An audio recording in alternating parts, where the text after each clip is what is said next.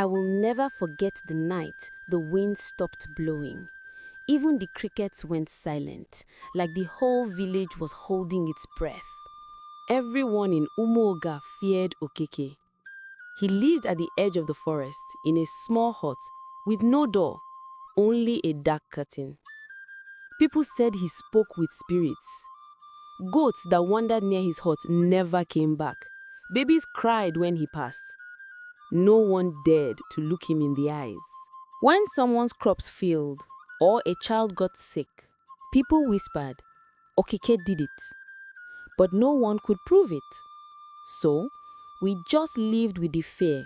Then, one Harmattan evening, a young boy named Ikena came back from the city. He was about 15 years old, with a sharp look in his eyes. His father had died mysteriously while Okeke was passing by their farm. People said it was just bad luck, but Ikena didn't believe that.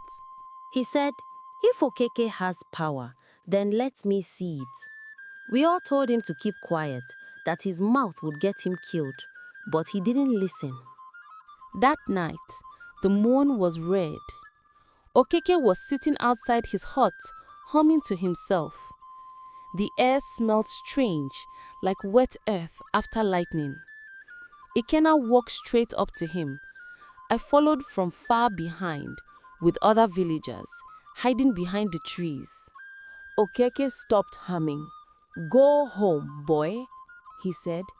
Ikena didn't move. You killed my father. The wind picked up, swirling dust around them. Okeke's eyes turned dark, and his voice came like thunder. You don't know who you speak to. Then the wind suddenly stopped. Not slowed, stopped completely. The leaves froze in the air. Even the fire from his lantern didn't move. I swear, the air itself was holding its breath. But Ikena just raised a small bag from his pocket and threw something at Okeke's feet. It was ashes. He said, if your power is from the dead, then let them take you. Okeke screamed, not like a man, like something being torn apart from the inside. His body twisted, and a heavy silence filled the night. Then the wind came back, sharp and cold. When it cleared, Okeke was lying on the ground, still. By morning, the hut was gone, burnt down to ash. No one saw smoke. It was just gone. Ikena left the next day. No one ever spoke of it again.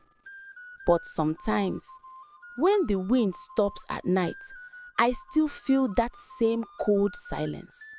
And I wonder if Okeke's spirit is still standing at the edge of the forest, waiting for the wind to stop again.